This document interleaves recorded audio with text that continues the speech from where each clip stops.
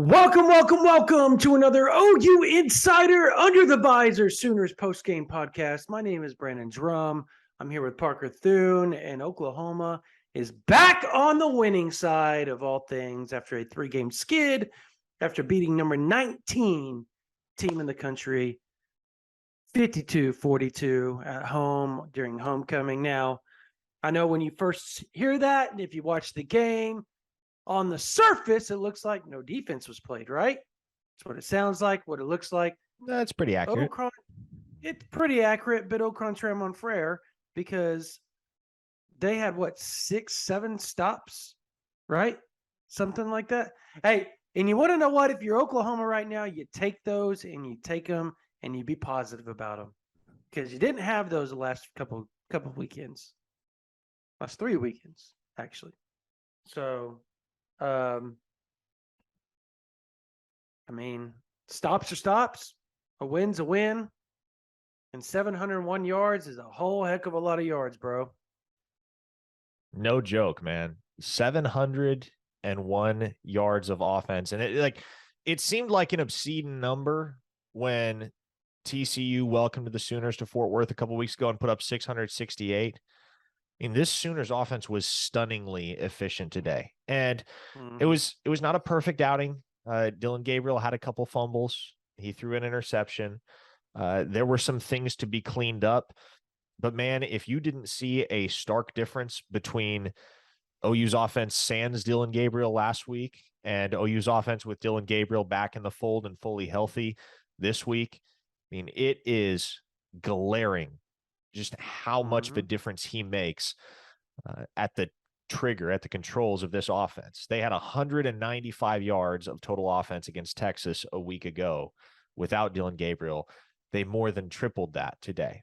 And you can try to explain it away in a million different fashions, but at the end of the day, let's take a very surface level comparison here and look at common opponents.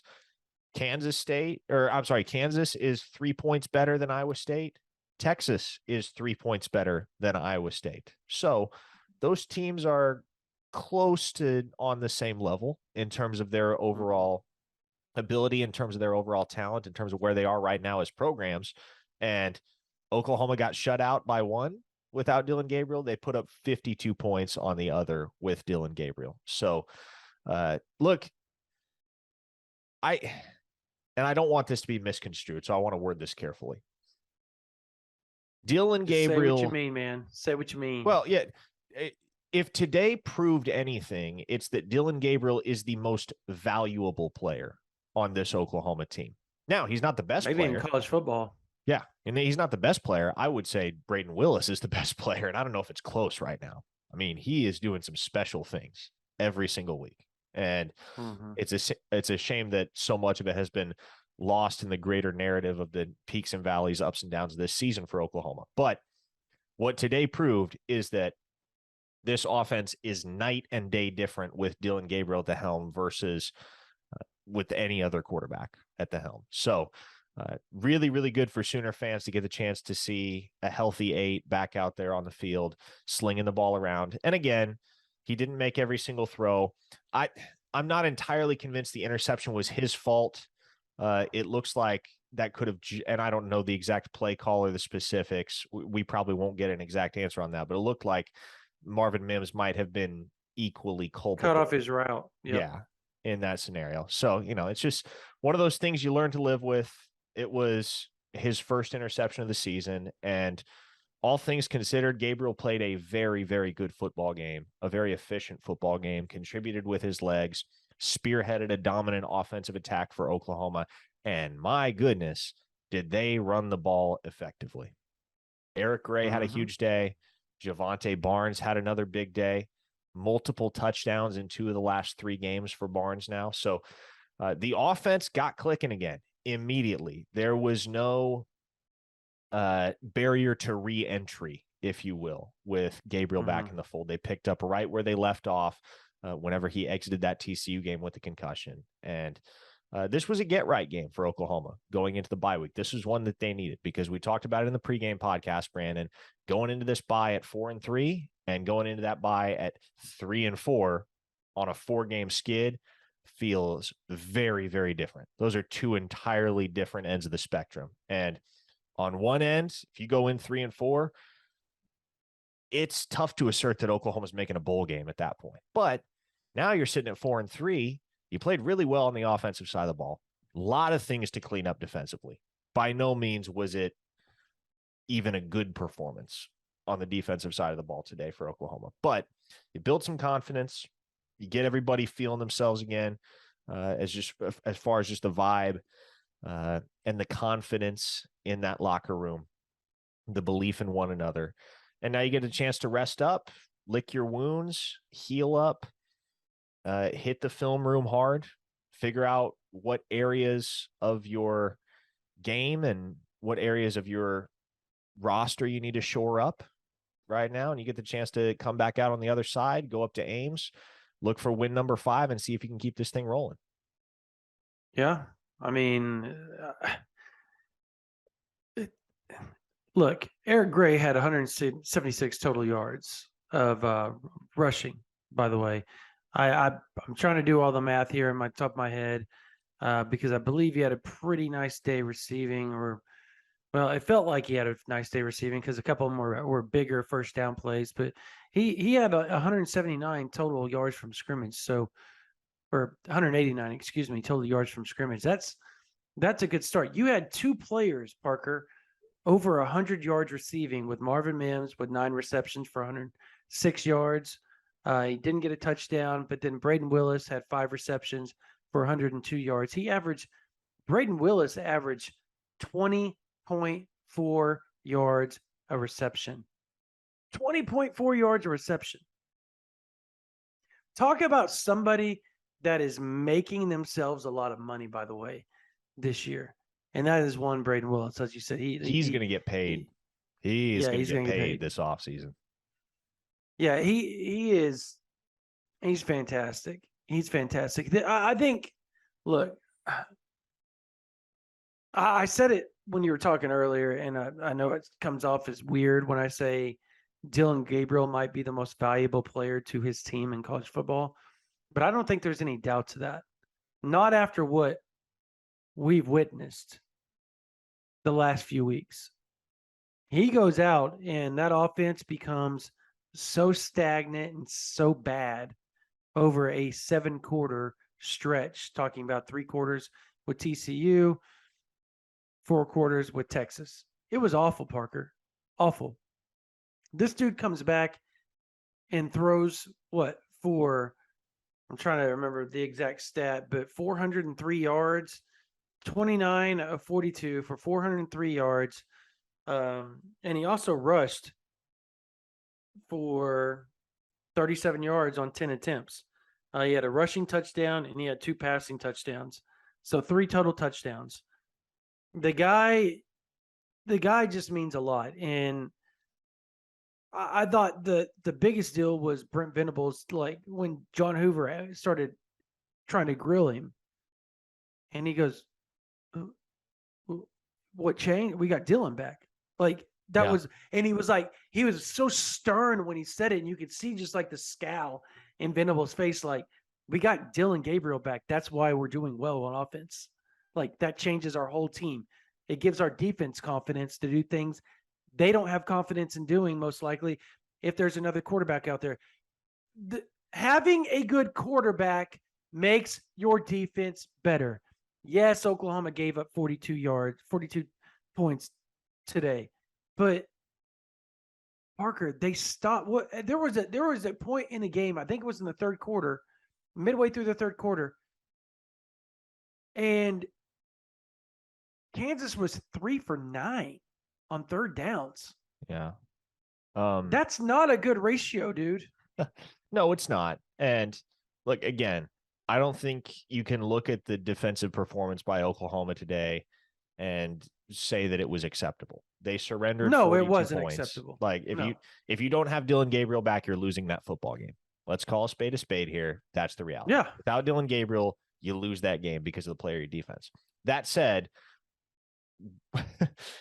and I would never have imagined myself saying these words 3 weeks ago, Brandon, but with where Oklahoma is right now, you take the small victories where you can get them, and you take the most technical of victories. And this is 5 for 11 on third down. You'll take right now, because that's better than 10 for 11 or whatever Texas was last week. Yeah. Well, and I think what is encouraging when you look at the defensive side of the ball, and there's not a whole lot from today to be truly encouraged about, but CJ Colton made the play of his life, man, on that interception. Oh my goodness. Second straight week with a pick for the 6th-year senior, the transfer from Wyoming.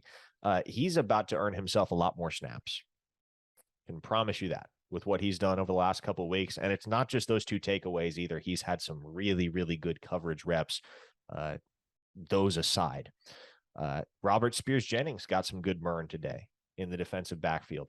David Agwebu broke the Sooners sack drought. They got a sack today for the first time since the Nebraska game. So again, small victories. They do not mean much in the grand scheme of things right now. And by no means are you confident that the Sooners on the other side of this bye can go up to Ames and play dominantly on the defensive side of the ball unless they get completely healthy over the course of that bye. And that obviously includes getting Billy Bowman back. That's probably the most critical component. But what you can say right now is that the Sooners are good enough on offense with Gabriel back at the controls that, oh gosh. And it feels like it kind of gives off some 2018 vibes, doesn't it? They're good enough on offense that as long as you just play mediocre defense, you can keep winning football games. You can be 9-3 by the end of the year if you play just adequate defense, and the offense just keeps on rolling, baby. Well, and Limp Bizkit. And here's what else I want to emphasize.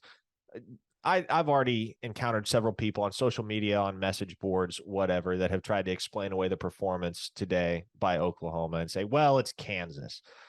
This ain't your daddy's Jayhawks, Brandon. We know this much. No, they came into this game 5-1, nationally ranked, and they had played some pretty dang good defense thus far this season. So the fact that Oklahoma torched them for 701 total yards, that's impressive.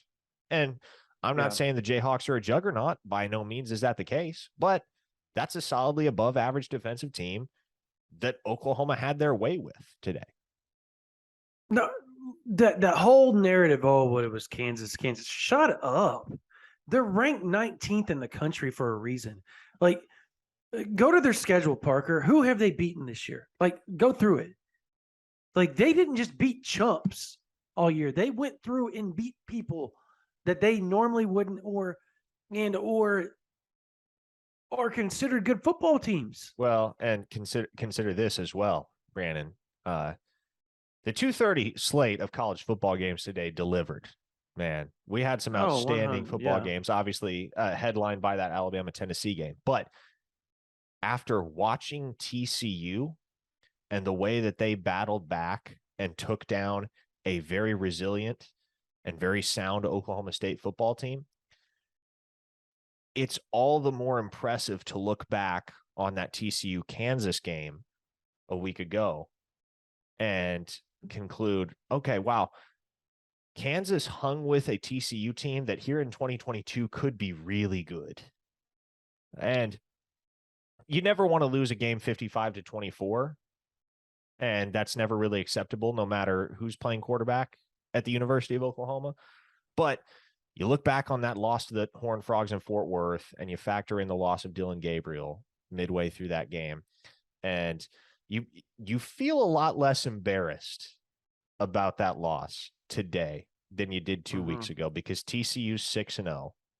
And also, you got a lot of respect for Kansas and what they accomplished over the first half of their season, because their only loss of the first half of their season came by a single possession to that TCU team that right now looks like the cream of the crop in the Big 12. Yeah. Well, you're right. But look at this. Like, so Duke right now is beating North Carolina. North Carolina is 5-1. Duke's 4-2. Duke is beating North Carolina right now as we record this podcast. Kansas beat Duke. Kansas beat Houston. Kansas beat Iowa State. Kansas lost by 7. By 7. And everybody wants to say, well, they lost Jaden Daniels, and that's why they weren't good. And that's why Oklahoma was able to do what they did to them today. Jason Bean and Jaden Daniels are so. Do you agree with me, Parker? They are almost identical as players. They have their similarities. Yes. Yes, like, and even talent-wise, there's not a huge discrepancy. Oklahoma's seen that more than anybody the last few years. Jason Bean came in last year against Oklahoma and about beat them. In Lawrence. It was him that came in and made the difference. If I remember correctly, didn't they switch from Jaden Daniels to Jason Bean in the middle of that game? No, they did not. Right? Jason Bean started that game. But they okay, that's right. I don't remember if Daniels was hurt or if Bean had just won the job outright. I think he won the job outright because I don't believe Daniels, because I remember them panning over to him quite a bit. Now he may have been hurt, but I just remember them panning over to him. He was there. I do remember that. But so that's my point though. Like, this dude also went down and didn't he beat Texas last year? Or was that Daniels that beat Texas? It was Jalen Daniels that beat Texas. Yes. Okay. So, I mean, so my point is they're very similar. You have one that almost beat Oklahoma in Lawrence, and the other one goes down to Austin and beats Texas in a double overtime game. So that excuse of, oh, well, look, everybody in the country has a really good backup quarterback, but Oklahoma. I say that sarcastically, but also semi-serious. Like, there's some serious tone in that, Parker. So, and I don't want to hate on Bevel. It's just like, you can just see how big of a difference it is. Like, we heard it all off season, even from people around the program. If Dylan Gabriel goes down, we're in a lot of trouble. And they echo that over and over and over and over and over. And it rang true. And it shows you just how valuable he is to this program. And that's why everybody's clamoring for Jackson Arnold to show up to, if nothing else, to be a respectable backup and a very good backup and potentially compete for a starting job next year against Dylan Gabriel, which I don't know. I'm not going to say he can't do that, but at the same time, the talent that, like, Dylan Gabriel's a good player, right?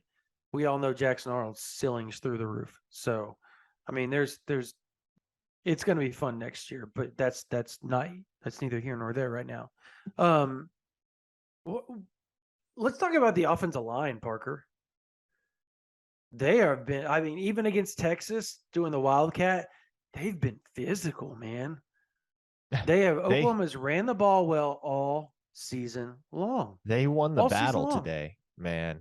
And look, Eric Gray, I think, were it not for the unfortunate presence of Bijan Robinson and Deuce Vaughn, would be the front runner for all Big 12 first team honors at the running back position. Mm-hmm. He has been outstanding. And hey, it looks like at least at this point in time, Javonte Barnes got a stranglehold on RB2 duty that he doesn't look like he's super willing to give back. Well, I think Major is a little dinged up still. And he is dinged up. Yes. Yeah, his ankle's still bad. Yeah. But Barnes has been impressive in Major's stead over the last couple of weeks. And really, ever since the get-go, you've seen some impressive things from Javonte Barnes. The ceiling long-term is through the roof, as everybody knows. But with can I say one thing about him real quick? But Barnes or Gray? Barnes. Okay. There's one thing about him that I noticed, and it happened 3 or 4 times today. I want to see if you noticed it before we get off topic here. He has like a magnet for contact. He tries to absorb it. Yeah. Well, there's several times where he's got a wide open hole, and instead of cutting outside, he cuts right back to where the contact is. It's like, I'm going to try to run somebody over instead of run around and go 60 yards down the field. He could have broken 3 plays today for like 30 or 40 yards, and instead he cuts back inside and tries to run somebody over. Yeah. And did you not notice that? No, I certainly noticed that. And it's not just exclusive to this week. That's something that we've seen repeatedly from Barnes throughout the year. And it's one of those things that you chalk up to inexperience. He's going to get that coached out of him. And it is helpful at this point in time that there doesn't have to be a tremendous reliance on him in year one based on the way that Gray is playing and will continue to play. But you look at, man, it seems like every single carry Eric Gray got today, he took for at least 5 or 6 yards. And every so often, in fact, with great regularity, he would pop off for a much larger chunk gain than that. My favorite moment of the day, Brandon, was when Eric Gray had a 25-yard touchdown run that got called back due to a holding penalty, and then he just went ahead and scored on the next play anyway. Mm-hmm. Like, that was special. And the final line for Gray, 20 carries, 176 yards, 2 touchdowns. That's an elite stat line right there. And 8.8 yards a carry. That's become par for the course at this point for Gray. He is finding holes, making tacklers miss, hitting the open field, picking up chunk gains with ease. And if there was any semblance of a question heading into the season as to who RB1 was going to be for Oklahoma, I think that has very clearly been settled through 7 games at Oklahoma. Gray is that guy. And he's another guy right up there with Willis that's going to continue to make himself some money if he closes the season the way that he's opened it. And the expectation at this point, just kind of collecting vibes from around the program, talking to people in the know, is that Eric Gray is going to make the jump to the NFL at year's end. And man, is he having quite a prove it season if that's the plan. Well, I can tell you, so he and I were on a flight together from Dallas before the season started, right before fall camp, and he was talking to me. And he said the plan is to go after this year. Like, he flat told me that. But he wasn't shy about it. So we were waiting on our bags, and he walked over and just started talking to me. He's like, "Hey, I know you." And I was like, "Hey, what's up, man?" And so we just started talking, waiting for our bags. And I said, "So I know you got another year. I mean, are you going to stay 2 years?" He goes, "Well, the plan is to go pro after this year. That's the plan." So right now he's succeeding in the plan. I think he has 570 something yards already. 519, 6.7 yards a carry. That's kind of, I'm honestly kind of surprised. He's averaging almost 7 yards a carry. He's only been given the ball 77 times this year too. That's crazy. I would have guessed he would have been closer to 1,000 than 500 right now. Anyway. Oh, whoa! This is 6 games. Sorry, excuse me. Gotcha. Okay, yeah. They haven't put in the 7th. I'm just seeing how many games I have. Sorry, I had to scroll over for the games. Yeah. Quick math here: 519 plus 176 is 695. Yeah. 695 rushing yards for Gray. Yes. Through 7 games. So he's on pace for 1,000-yard season. He'll break that barrier quite easily. You would figure over the last 5 games of the year. And yeah, he's going to continue to play his way up NFL draft boards if he maintains the level of performance that he's established throughout these first 7 games. Yeah, no, he's great. I look, we talked to Anton Harrison after the game, or I talked to Anton Harrison after the game, and I asked him, I said, what you guys are meshing well right now, like, what's the change? And he said, well, I mean, we aren't doing as much this past week. He said we aren't doing as much physically.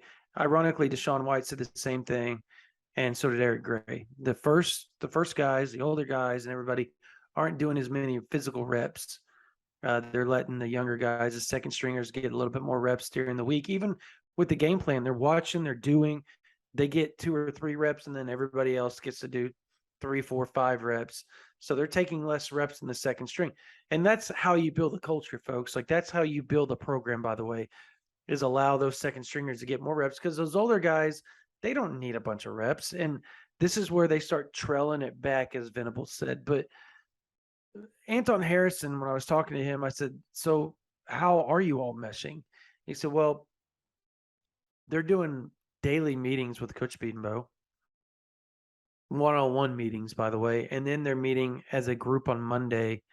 And so on Sunday, they're doing one-on-one. Monday, they're doing a team meeting or offensive line meeting, just players, and they're breaking down film and really going over it themselves.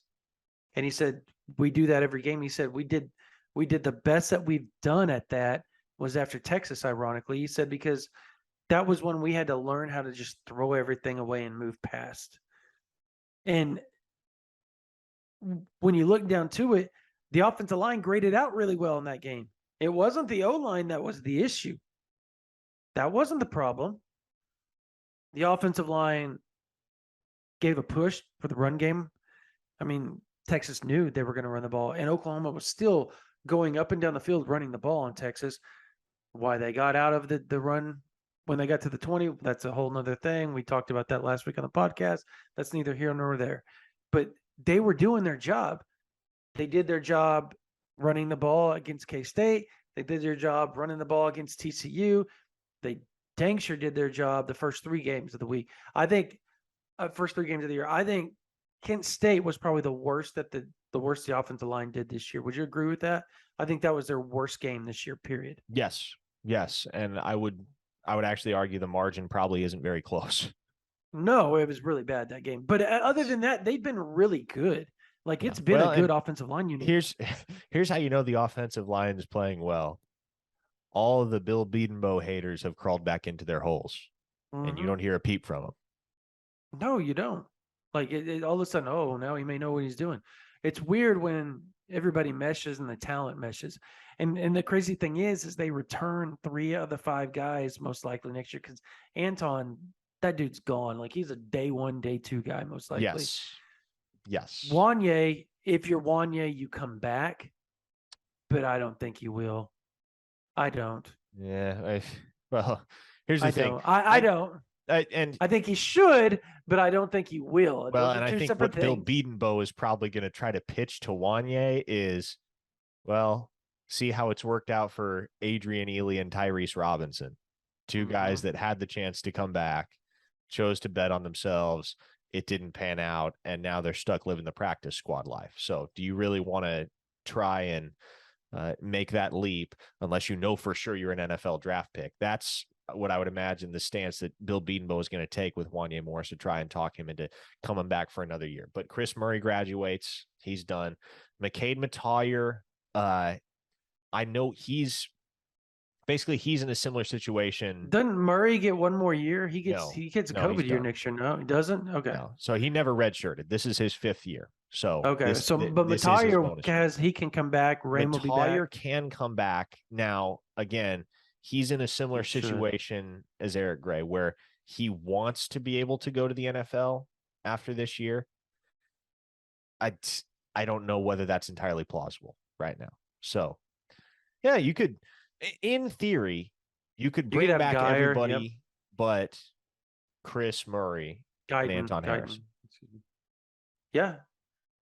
You get Guyton, but honestly, I think Jacob Sexton is your starting left tackle next year. Big sexy. Yeah, I think he is. I would agree. Yeah, because I think Guyton's a better right tackle.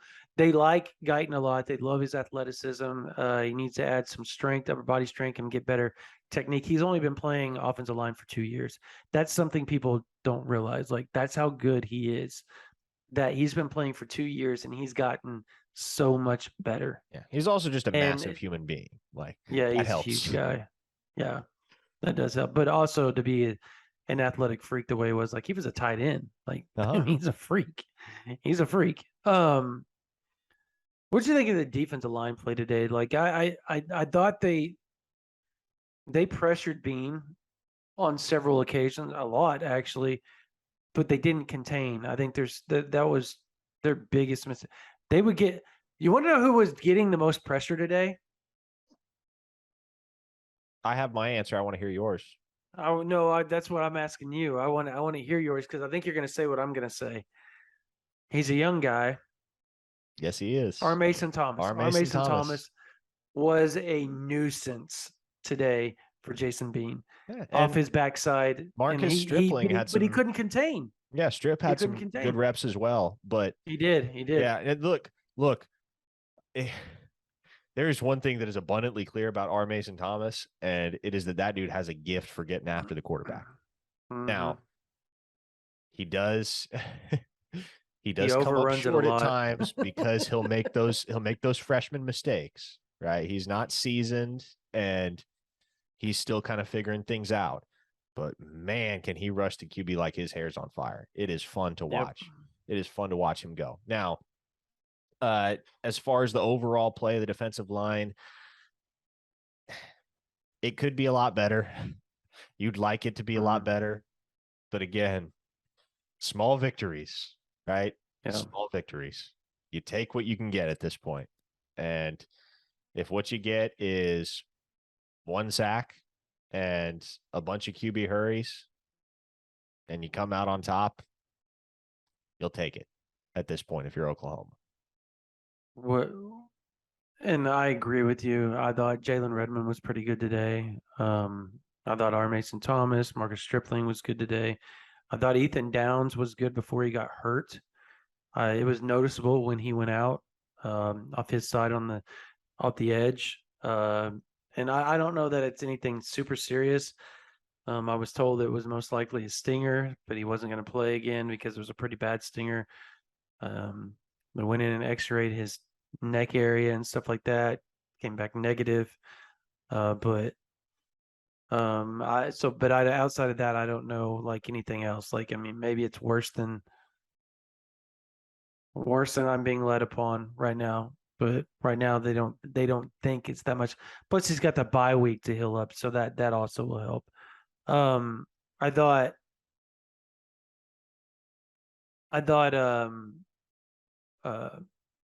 Jonah Lulu was okay today. I thought it was essential for him and Gabriel to have a big game, considering that Tassilia Kana was in town. Thought it was massively important for the Hawaii boys to have good games, and they were decent. Like Lulu was decent, and obviously Gabriel was astonishing, just unbelievable. So that was good for Oklahoma. Linebacker wise, they're still playing those two way too much, man. Give them a break. How often did they get subbed out today? Not very often. Did you see? Maybe not at all. I don't think they did at all. Well, because I didn't see Jake McCoy at all. I didn't see Jaron Kanek until the fourth quarter. Didn't see Kobe McKenzie or Kip Lewis. So, yeah, I don't think they subbed out at all until garbage time. Still just those three were going at it all the whole time. Once again, Deshaun White, Aguebu, and Stutzman. I just it's not sustainable, Parker. Like it's not, even with the bye week, it's not sustainable. No, it's not. And people want to act like, oh well, that's what they signed up for. They blah blah blah. No, you want to know what? They used to have 2 bye weeks. That's why it was more sustainable back in the day. There's 1 and more ball games. They're not playing 11. With 11 games, they had 2 bye weeks. Remember that back in the day, Parker? Yes, I do. They do 12 with 1 bye week now. It's not sustainable. They've got to start getting some of these other guys playing time. The secondary, I thought, played way better than previous weeks. Well, I thought Key Lawrence was up and down, but when he made plays, it was so noticeable. By the way, that one where you quoted me, I talked to the person that probably would know the call, and that wasn't him. That was a Woody Washington mishap on that. when you quoted me on the hold up, when Key Lawrence like had that hold of it and he just let up. Yeah, it wasn't him. He was rotating over. It was supposed to be Woody. Okay. I asked specifically. I'll take your word for it because I know where that's coming from. Yeah. But yeah, it's just like if Key Lawrence if he could display any semblance of consistency, man, with those flashy plays that he makes, man, he would be a monster. Yep. Man, he would be something. But right now, like you said, the secondary played better, and they did. I think that has a lot to do with the shuffling of personnel. Because again, CJ Colton has been really, really good for this program the last couple of weeks. Robert Spears-Jennings did some really nice things. I think that afternoon looks even cleaner for Oklahoma if you don't have that freak deflected touchdown pass on the opening drive. Yeah. Like that was just kind of the perfect storm. That ball, 9 times out of 10 isn't a completion. Oh my gosh. I even said when that happened, dude, I was like, they just can't catch a break. Like they're in the right spot, the right time. Broyles comes over and just lights him up. And somehow he still has the wherewithal and the mind to reach out and grab it after the ball pops up in the air. Like at that point in time, you're just like, what more can you do? What more can you do? That was a perfect coverage, perfect hit, and it still was a touchdown. But they rebounded back, and that's when they started getting all those stops after that, when it was 14-14. I'll say this. Robert Spears-Jennings was fantastic today when he played. He had some mishaps, but they weren't glaringly bad. And he didn't get beat deep. So I think that's the most important thing. There wasn't like a big play in front of him, like we're behind him. I thought Jaden Davis was way more physical today. CJ Colin's playing in his spot, and he got way more physical when he had to rotate in there. Imagine that. Light, little fire was lit under the behind. Put the heat on. Put the heat on, guys. Respond. Yeah. What was your take on just the overall play of the secondary? Because I thought they were physical. Obviously, they gave up several passing yards, but they can only that. I think that goes in line with the like we talked about the defensive line struggles. Exactly, and that was exactly the point I was about to make. Is you can only have expectations that are so high for the secondary when you're not getting consistent pressure on the quarterback, and the Sooners just haven't done that over the last month or so. And they were better in that capacity today, but it still wasn't good enough.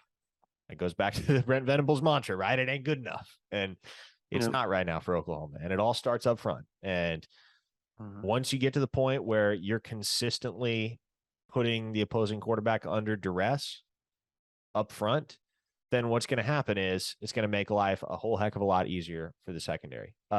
Huge play today by Deshaun White. Phenomenal play in coverage to come up with that interception, the first of his career as a Sooner for the fifth-year senior. So there were some good things. There were. Obviously, we mentioned the big play from Colton, the big play from Deshaun White. You get Billy Bowman back in the mix. That's going to be big for this group. But they can only do so much when the defensive line isn't providing pressure on the quarterback. So it all starts up front for Oklahoma. That's one of the things that we've continued to profess over the course of this season is, look, you're not going to have elite play across the entire defense until you have elite play in the trenches. You look at Brent Venables' teams at Clemson, where did it always start? It always started up front with guys like Christian Wilkins and Dexter Lawrence and Cleland Furl and Vic Beasley, right? So that's where it has to start for Oklahoma if they want to get similarly elite play from the linebacking core and the secondary. I mean, look, you go back, you can go back even further with Oklahoma and Brent Venables. I mean, Tommy Harris, Dusty Dvorak, Gerald McCoy, CJ Ayu, I mean, David King. I mean, the list goes on and on of guys that were just really good. Frank Alexander, just really good defensive linemen underneath him, underneath his tutelage and his scheme. And that's why those defenses were so phenomenal all the time, because they just got after the quarterback constantly. We're just a barrage on the quarterback. All right, I want to teeter over to something that Venables talked about against Texas, or after the Texas game, and then the players talked about today, Parker. And then Venables actually talked about even more and equated it in that when I asked him if it made a difference in the psyche of the players, and he agreed that it did. And I thought it was interesting. We kept hearing rumors after Kansas State. They're tired. They're tired. Their legs are tired. They're just worn out. They're just beat because of everything they did during fall camp. No breaks, no days off. And then just constant hard practices. Like they practice harder during, I was told they practice harder during the season than Riley did during fall camp a lot of times. And I know that's what Clemson does. I know that's what Bama does. And that's kind of where they got that Georgia. That's where Venables got that idea. Like, we're going to do those things because that's what elite programs do. They practice hard all the time. Well, these guys weren't used to it. And it started catching up with them early in midseason, fourth game of the year. And they just kept getting worse and worse. So after Texas, Venables comes out and he says, we're tired. Like, we're tired. And I was told that it got to the point where even Jerry Schmidt came up to him and said, look, these guys are exhausted. We need to scale it back a little bit. So after the Texas game, what do? The players don't practice. The ones aren't practicing as hard. The younger guys are still going at it really, really, really hard. The ones go at it hard for 2-3 reps at a time and then break for a bit to make sure they stay fresh. And I thought it showed on the field today. I thought it was a huge difference today in how they played. And I asked Brent Venables, Parker, and I want to see your thought on this too. He keeps talking about how he's interested in the psyche of football, the psyche of confidence and all this stuff. And I said, so when you're tired and your guys' legs are worn out and they've been through it for the last 3 months before the bye week, and I know you guys held off, I said, how much does that play into a busted coverage when you're that worn out in the mental lapses? How much does that play into getting to the quarterback or not getting to the quarterback, the twitchiness that it can cause, like, and the effect that it causes mentally to maybe make that play or not make that play? And he agreed to it. He said, yeah, there's a lot to that. He said, but at the same time, football's hard. You have to push through those things. And that's what we're trying to get them to do, is you've got to push through those things and keep fighting and find that extra gear and that extra want to. But at the same time, there's going to be a point where you level out. And he thought that's where his team was at last week. They were just flatlining. Do you think it's smart to finally, and he said they're going to scale back even more as the season goes on. Do you think it's smart to continue to do that? Or do you think as long as the young guys are going to keep getting walloped or push hard, do you think it's smart to keep doing that? Or do you think every now and then you think they need to keep getting at it to keep that culture and the toughness and the rigidness going that Venables harps on so much? Well, here's the thing. You don't want to run these guys into the ground. And you talked about the fact earlier in the podcast, Brandon, that a lot of the veterans took a lot more mental reps this week.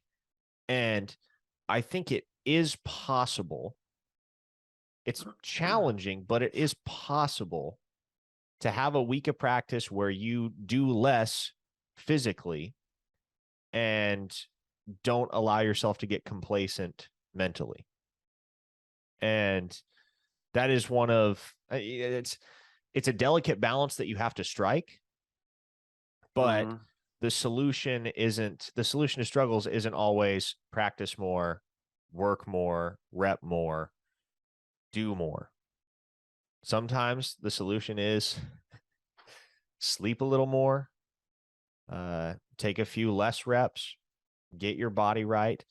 And you can do that without sacrificing your mental preparation and overall cognitive readiness for the game to come. So Right. that's, again, it's one of the things that makes coaching so difficult, is because there's always that balance that you have to strike between keeping your guys fresh and making sure that they're repping enough, that they're developing the muscle memory and the intuition to be able to make plays on the football field. So we've talked about how badly this team needed a bye week. Now it's here. Everybody gets a week to just catch up, rest a little bit more than usual, and not only get their bodies right, but get their minds right for the grind of the second half of Big 12 play. And this win was big today for Oklahoma, as we talked about, because it gives you something to build off. There was a lot of energy on that sideline today, which was awesome. And I want to shout out Nick Anderson. I did it on Twitter. I'm going to do it again on this podcast. Nick Anderson is a model citizen in this Oklahoma football program because he's only played 2 games to this point. He's had a nagging injury that's kept him off the field more often than not over the course of his freshman campaign to date. There is nobody on that sideline, Brandon, that is more invested in what's going on than Nick Anderson. He's got that, he's just perpetual smile on his face, rallying the guys together, leading them in chants or dances or huddles, whatever the case may be. That guy is nothing but positive energy. And if you had 10 or 12 more Nick Andersons, that would be a great thing for Oklahoma football. And you got to have characters like that. You got to have guys like that that can, especially, we talked about this last week, Brandon, on the podcast, how there just didn't seem to be a ton of emotional leadership on that sideline and in that locker room. Now, Nick Anderson's hurt and he's a freshman. There's only so much he can do, right? But what he can do, he's doing. And I love that for the kid. I love that about him. And I'm really excited to see what he does in an Oklahoma uniform, because if he takes that same passion and applies it on the football field in conjunction with his natural talents, he's going to be a special, special player. So if you were to grade the offensive line, quarterback, running back, just grade the positions, how would you grade them out right now? And then give the overall grade for the team for today. So offense, defense, all of the above, both? Yeah, just position, like if I would say like quarterback, what would you give it? Quarterback, I'll give Dylan Gabriel a B+. He was really good for the most part. You can't turn the ball over 3 times in a single game. And both of those fumbles kind of happened on freak plays. Like, I don't know that that type of thing is going to be an issue for Dylan Gabriel going forward. I don't think that's going to become a regular struggle. And the interception, likewise, as we mentioned, probably as much on Marvin Mims as it was on Gabriel. But regardless of how it happens, you can't turn the ball over 3 times in a football game. That's just that is not a sustainable way to win. So I'll give him a B+. I thought he did play well today for the most part. Running backs as a group, I'll give them an A-. And Eric Gray, you cannot say enough about what he did. Javonte Barnes, I think left more than a few yards on the table, as we touched on earlier. Wideouts, well, and I'll expand that to pass catchers because I want to include Braden Willis. I would give them an A today. When you look at what Marvin Mims did, when you look at what Willis did in particular, I mean, those are 2 guys that are carrying a lot of water right now for Oklahoma on the offensive side of the ball, and they have been instrumental. Offensive line, Was Gabriel sacked? He was sacked once. They allowed one sack and were opening enormous holes all day in the ground game for Gray and Barnes. I'll give them an A, just shy of an A plus. Defensively, up front, C, decidedly middle of the road. It wasn't bad, but it has to be a lot better. It has to. Linebackers, I will give a B. I'll give him a B. And I'm kind of looping Deshaun White in with the linebackers more so than the secondary, even though he does play that cheetah position. But of course, his interception was kind of the highlight reel play for that group. Again, similarly to the defensive front, it's good enough today. Has to be better if you want to sustainably win football games. Mm-hmm. In the secondary, I'll go with a B there too. Made some good plays, made some not so good plays. The reason I'll give a little more lenience to the secondary and to the linebacker core is because, as we touched on earlier, as we talked about earlier, Brandon, it all starts up front. And if your defensive front isn't bringing it, there's only so much your linebackers and your secondary can do. So in an overall sense, the grade I would give Oklahoma today is I will give them a B because, again, if you remove Dylan Gabriel today, if he is not in the picture, Oklahoma does not win. And it was a great offensive performance today, a historic offensive performance.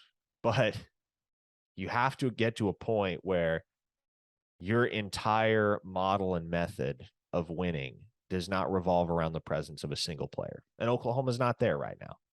You would hope they can get there by season's end. But right now, Dylan Gabriel is what's keeping this thing from breaking at the seams. Yeah, I kind of agree with you on a lot of them. I would just go A minus with Dylan Gabriel, quarterback position. The turnovers, obviously, the one where it hit where it hit Javonte Barnes' elbow, that wasn't his fault. Javonte Barnes got too close to him when he was doing the fake. It happens, I guess. Things happen when you get young guys back there, and that wouldn't be on the bingo card of things that could happen, but it happened. It was a weird sequence of things.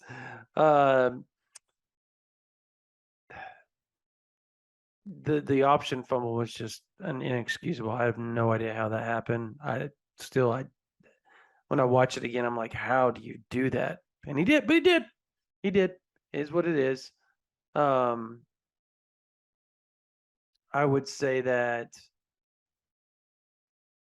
with the pass catchers, I'll give him an A.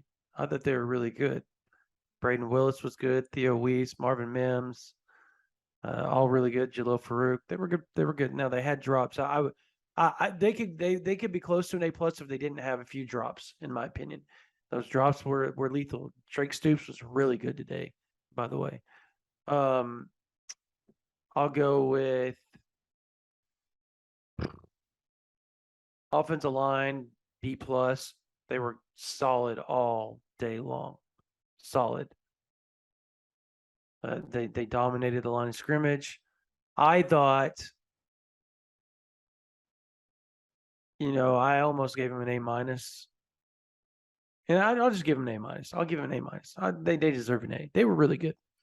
Running backs, again, I'll give an A minus just because I thought Javonte Barnes could have done a little bit more with the carries that he got. Like, he had a chance to break a few, and just like we talked about earlier, just being young and trying to do a little too much instead of just hitting the hole. You don't have to go find contact. Like, literally, we all get it. You're a tough runner. We get it.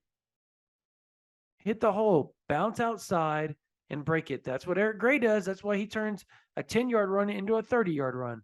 A lot because of that. But that comes with experience. And I think he's going to get better. I can't wait to see the the difference in running style between him and Salchuk was Salchuk's speed, because I think that's going to change a lot of things for this team whenever he gets up there and starts getting carries on a consistent basis. Defensive line, C-. Like, they got to the quarterback. I thought they gave up some runs. The run fits weren't exactly great. I thought Marcus Stripling, obviously R. Mason Thomas, Laulu was good at times. Downs was good at times, but I thought Redmond was the only consistent interior guy, and I think that obviously has to change for Oklahoma. Linebacker, again, they played way too much, so I hate just being harsh on them because I know they were tired and exhausted, and they played hard. But sometimes the run fits are a little late. They get lost with their eyes and their keys a little late. C, I'll just give them a C+, maybe. Yeah, C+. Thought they played decently. And I throw Deshaun White in the secondary more because he's always playing back there and he drops back a lot. I know he blitzes a lot too, but just because passing downs, there's a lot of times he's dropped back in kind of a strong safety look, whether it be in the dime or the nickel package. I'll go B- for the secondary. Look, they had some busts. I thought the inconsistency with Key Lawrence was big, but I thought CJ Colton was good. I thought Woody Washington played fairly good. Robert Spears Jennings played really good for a first-time guy after getting that many reps. I mean, he laid the wood a couple of times on some cats and made it known he was out there. So I think overall that B-. I think as a team, I'll just give them a B, because look, there's a lot to improve upon. Like you said, Parker, a lot to improve upon. If they can get complimentary football back like they did the first 3 weeks, this team has a chance to run the table. They do, as long as Dylan Gabriel's healthy. If he goes out again, you're in big trouble. I think everybody's butthole clenches up real tight when he takes off and runs. Everybody that's an Oklahoma fan. I know the people in the media press box do too. There's people around us going, oh no, oh no, oh no. Because you never, like, nobody wants to watch that football ever again that we had to witness for 7 quarters. It was like eye-gougingly bad. Bad. So if he can stay healthy and they can somehow get, and I do think they'll improve this next week. I think they're going to go up to Iowa State, and I think they're going to play really well on both sides of the ball. And when I say really well, I think you're going to see more improvement on the defensive side because they will have their legs back underneath them, and they have got 2 weeks to prepare. But Iowa State does too. So that's going to be kind of like they both are on bye week. So we'll see. But overall, B, it's not bad. Not bad. Not great. Good. Not bad. Real quick before we close this out, Parker. 3 official visitors in town. 4-star edge linebacker Tassili Kana, 4-star defensive lineman Caden McDonald out of North Gwinnett. And how do you say that? I can never say that town's name. Sewanee. It's really Sewanee, Georgia, which is north of Atlanta, folks. I've been there a couple of times to see him already. And obviously, Derek LeBlanc, 4-star defensive line commit, top 100 player in the country. Tassili Kana is also a top 100 player in the country. Caden McDonald's a top 400 player in the country. So they've got some really good players in. Obviously, Jackson Arnold came in on an unofficial visit, 5-star QB commit, and he brought 4-star LSU commit Ryan Yates with him. I can say it now because the visit happened. It's over. But it was out there. I think there were some photos taken of him and Jackson Arnold that were posted on Twitter. So, yes, Ryan Yates quietly visit. He did not want it out there because last time, folks, it leaked. People leaked it. Another site leaked it. And then it was posted on Twitter. And LSU flipped out and stopped the visit. And I think Oklahoma's in a really good spot right now for Ryan Yates. So let's see how this thing plays out. Everybody needs to be patient, though.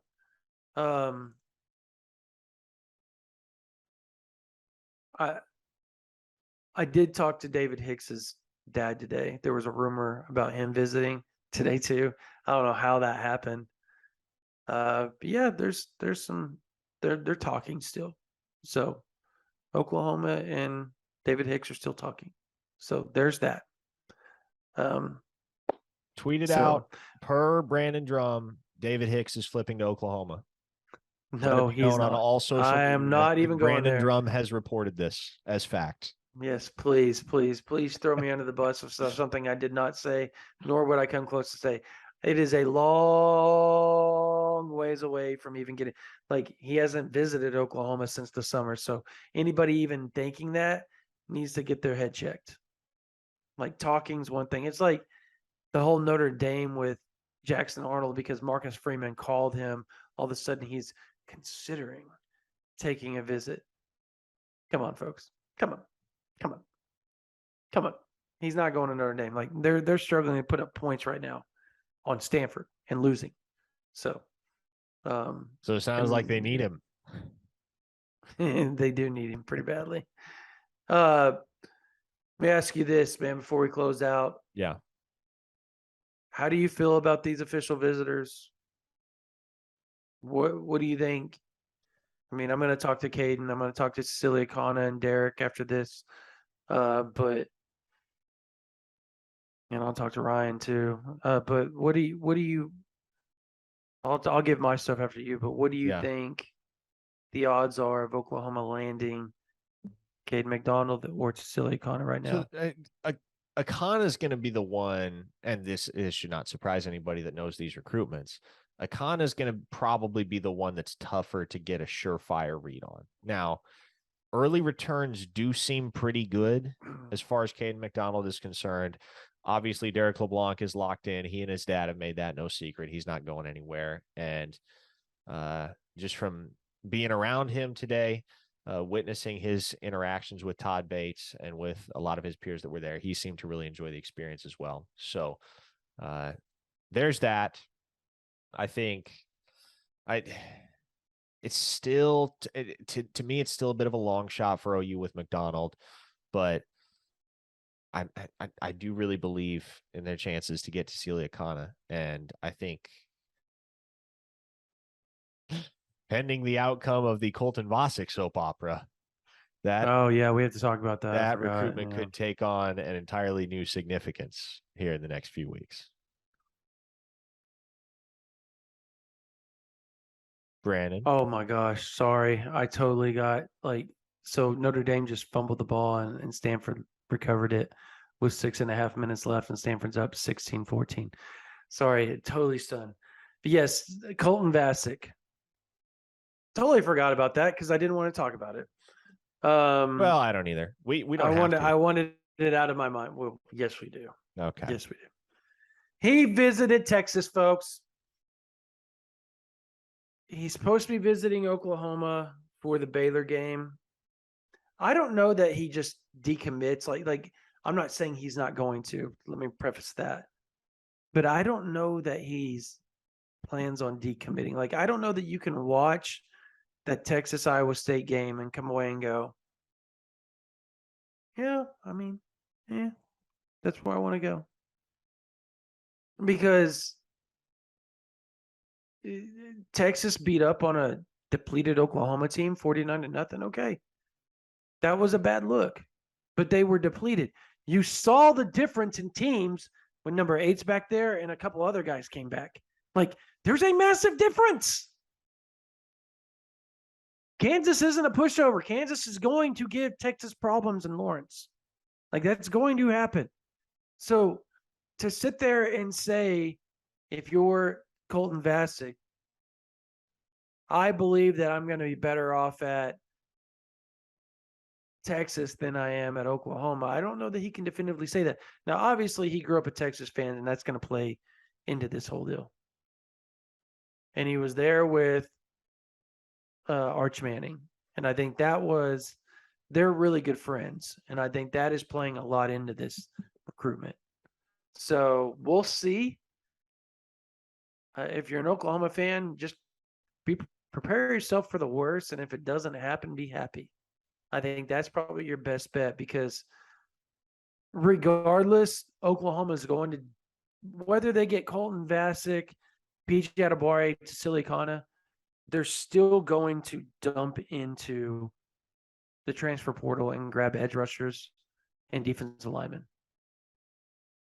So landing him or not isn't going to change this program for better or worse for long term. Like it's going to help the program, but it isn't going to definitively change the program. It sucks to lose a guy if that's what comes with that. That's what happens. It sucks. Everybody can flip out and you can have the meltdown of all meltdowns on OU Insider VIP board. But it's not going to change it in long term. Who knows what's going to happen? I told my wife today, I really see this team long term being very good after watching what Heupel did with Tennessee and everything that bad that happened to them for a few years. And literally 2 years later, they're national title contenders. That's all it takes. And guess what, folks?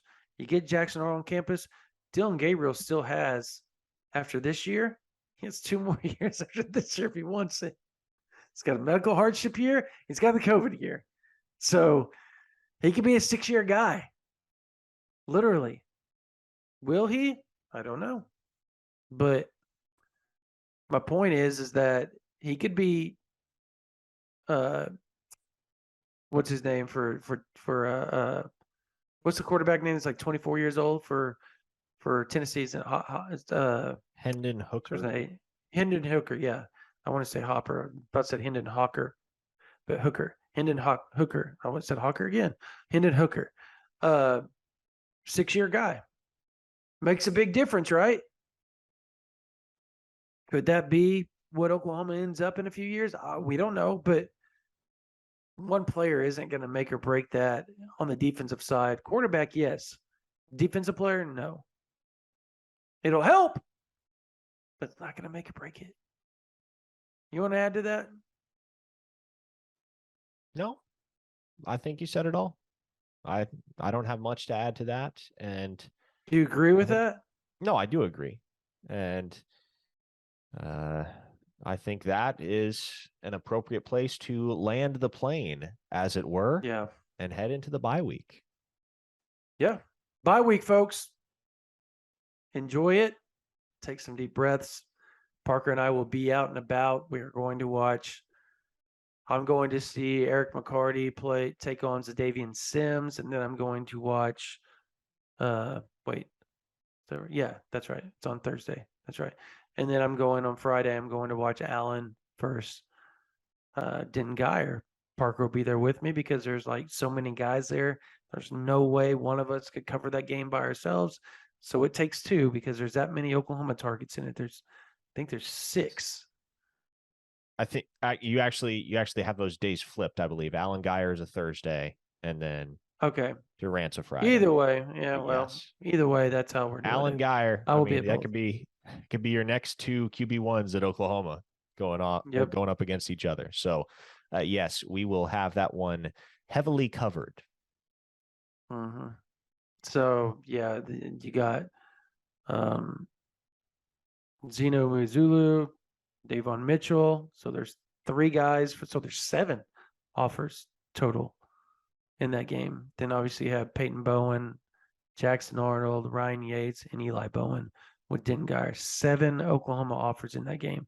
That is something else right there. Big time. And look, Willie Goodacre may get offered by Oklahoma. 2024 offensive lineman from Denton Geyer may get an Oklahoma offer here pretty soon. So we'll see. There's a lot going on. We'll have all that on for Oklahoma on OUinsider.com. look, we're going to have a lot of stuff covered for you guys. I will then be flying out.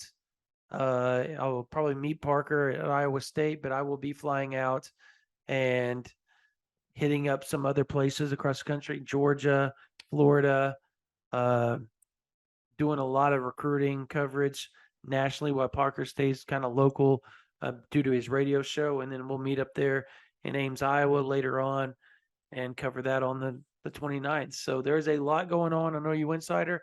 $1 for the first month, $9.95 afterwards, or $75 gets you all of OU Insider, all of 24/7 Sports. And then if you wait a whole year after your first year on OU Insider, 24/7 Sports, that means you get that first year, you get Alabama, you get Oklahoma, you get Tennessee, Texas A&M, Texas. You get every site on 24/7 Sports, seriously. Or if you don't want to do that, you can try us out for $1 for the first month, then $9.95 afterwards. But if you do that 1 year for $75 after the first year, I'm going to explain it. After, because we had some people get mad at us, even though we've said that a million times, it's always after the first year. You stay with us for a year, then you get Paramount Plus for free. So that's over $220+ in value that you get for around $100, $108, whatever dollars after the first year. So give us a shot. Give us a try. Thousands and thousands of others are. We love the Oklahoma fans. We enjoy talking to you guys each and every day. It's fun. We're growing rapidly. We're one of the biggest sites on 24/7 Sports, thanks to you guys. And we have one of the biggest page views also every year, close to 20, or every month, close to 20 million page views a month, if not more. So that's all thanks to you guys. We're blessed to be able to do this for you all. And we can't wait to continue to cover this 2022 football season for you guys, for the University of Oklahoma and the recruiting class for 23, 24, and 25. All right. That's going to do it for this version of the OU Insider Under the Visor Sooners Postgame Podcast. For Parker Thune, my name's Brandon Drumm. Oklahoma won 52-42. They're back on the win side.